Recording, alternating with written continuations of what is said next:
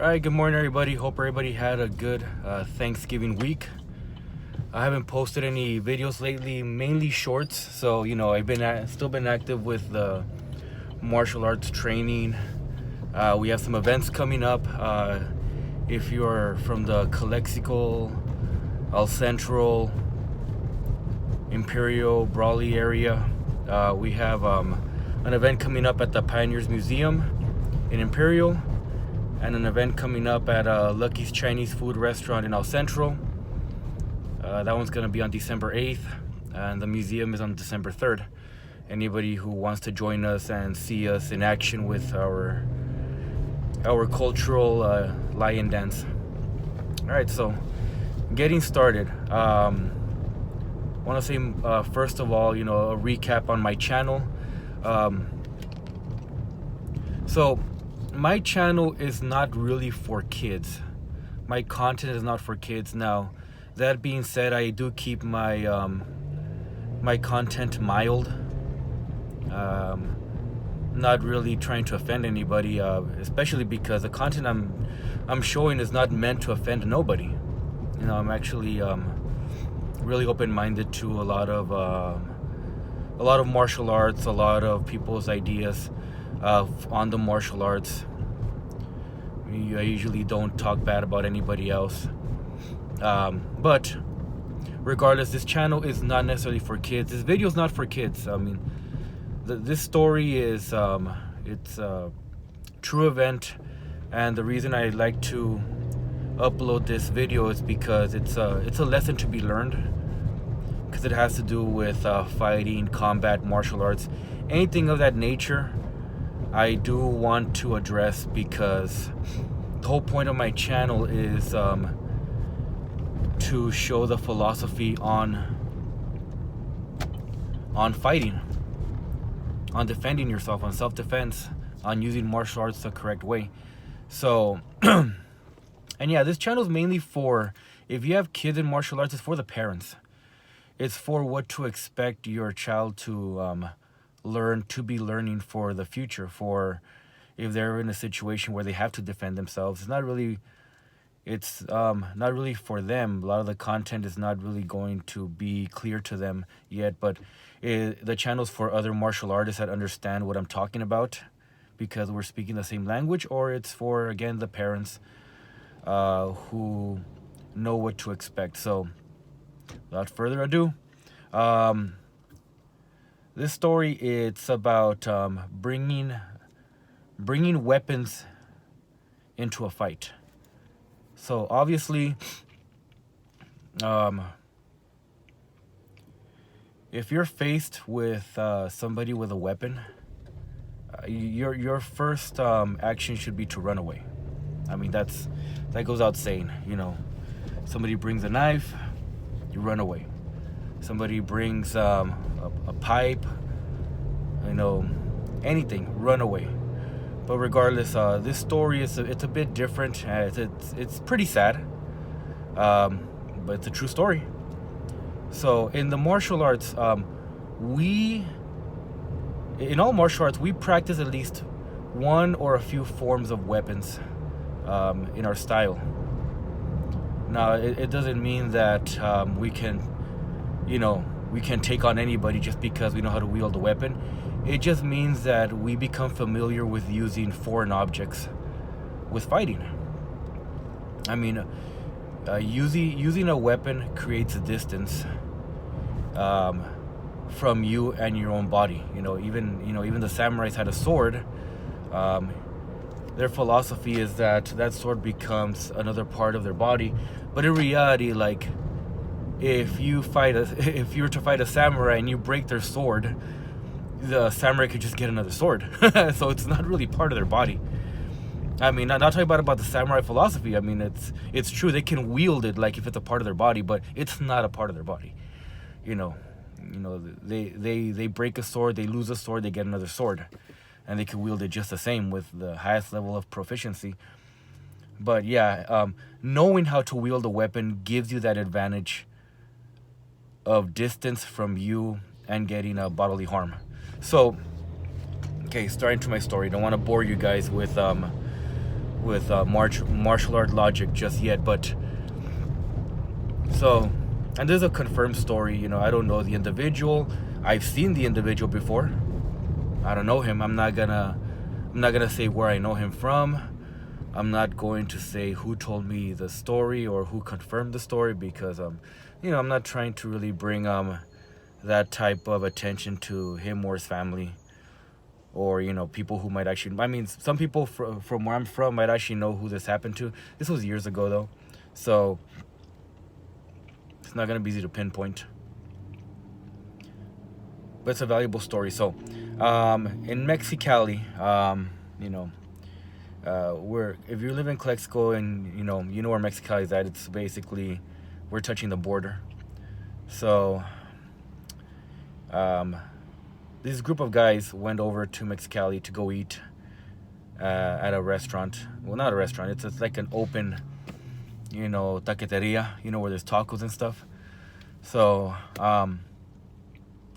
yeah, this group of people went over there, and they met, I guess, with another group of people that they did not see eye to eye with.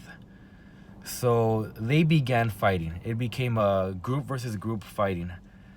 So, you know, obviously, you know, you're fighting, you're throwing punches and everything.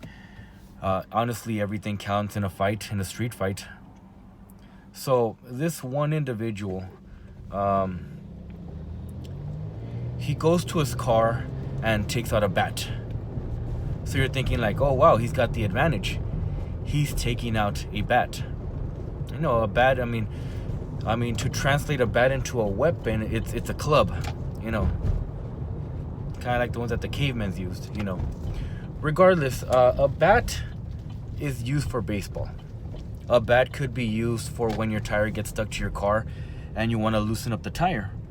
So in most cases, a bat is not a weapon. Now, yes, if you've done martial arts for a couple of years, you can associate a bat, and you know, you can associate a weapon that you use into a bat.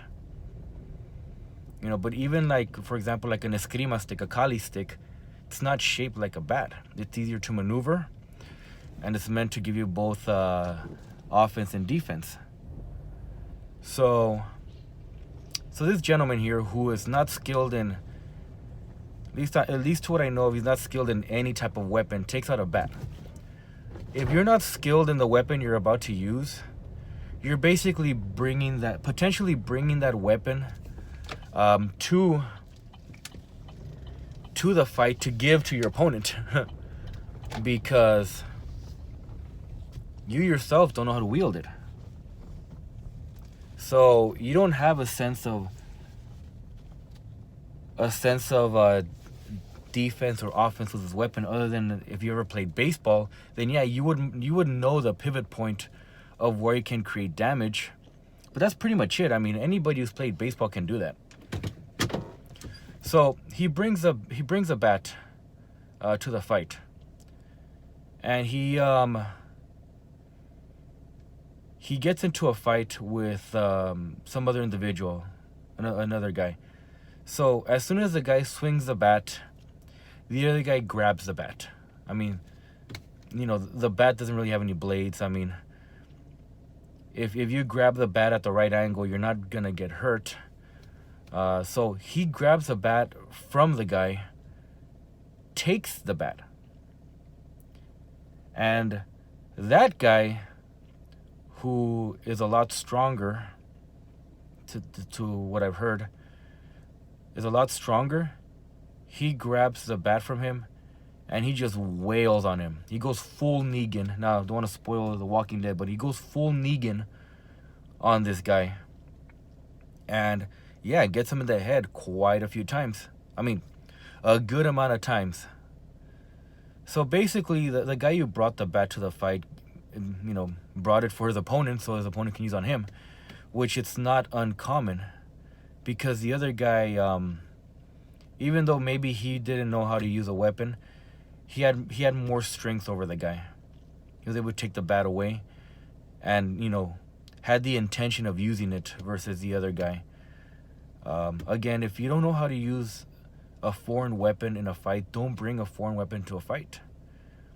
That should be like in a scenario where you're about to be jumped by a bunch of people, and you grab a foreign object from anywhere to defend yourself, to create the distance. That makes more sense because you don't really have any other options. But if you're in a street fight, and most of the fights are going one-on-one because it's your group versus their group, use your fist or run away, honestly. I mean, I don't condone fights, really. I mean, if you can stay away from the fight, you won already. The moment you start fighting, you lost the fight. It doesn't matter who wins. Everybody lost, because you most likely you receive some damage as well, and that's not a win. But so back to this guy who got beaten by the bat. Confirmed that that at the hospital that this dude was no longer gonna eat on his own. So he doesn't know. To what I heard, he could recognize his family, but he doesn't really. He has no motor functions. The guy has to be fed from now on, because of the amount of damage he received to his head from the bat. The dude had a good job. Now he has to be taken care of by his family. He went from being a functioning individual in society to somebody you have to be taken care of. Somebody who's not really gonna be helping out, at least to his family. So a little lesson learned. Most martial artists know that when you're learning a sword, when you're learning a broadsword, a staff, a bow staff, nunchucks, in Kung Fu, we have a lot of traditional weapons. In karate, you have a lot more basic farming tool weapons like sais and kamas.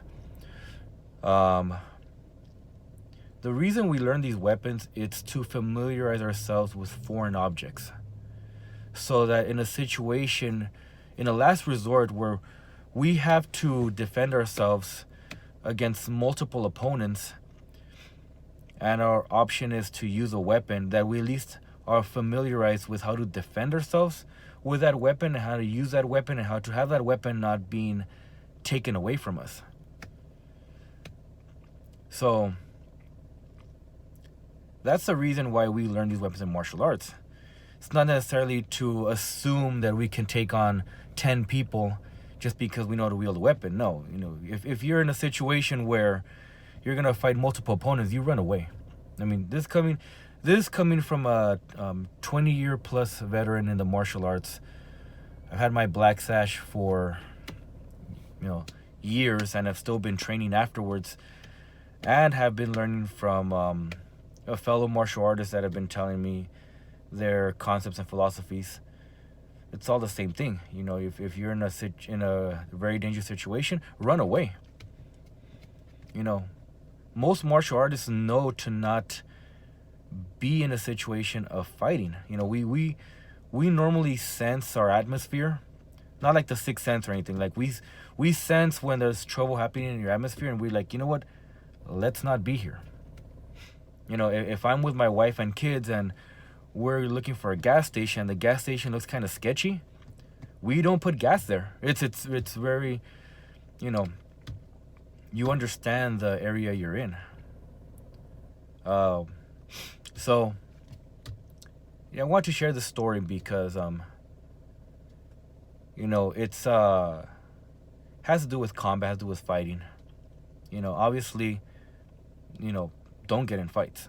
If you're with a group of friends that most likely will get into another fight with another group of friends, get different friends, honestly, because this dude now can't eat by himself. So parents, show this video to your kids. If they're the kind of individuals that have those kind of friends, that what can happen, or put them into martial arts so they understand, how to wield a weapon, and to understand how to not be in a situation like that. Because the martial arts will teach you not to fight. They train you to fight, but also to not be in a situation where you have to fight. And fellow martial artists, you'll probably understand the logic of the story. So, again, this is really not for kids to hear. I didn't really make it in detail that gruesome, but I mean, for those of you who watch The Walking Dead, if you hear me say the guy went almost full Negan on the guy, you can understand the severity of the hits that this guy received to his head. Alright guys, so again, my channel is to promote martial arts. It's to bring awareness of how important martial arts is to an individual. Big part of martial arts is self-defense. But the biggest self-defense is just, don't be in a situation where you're going to be in a fight. Alright guys, have a good one.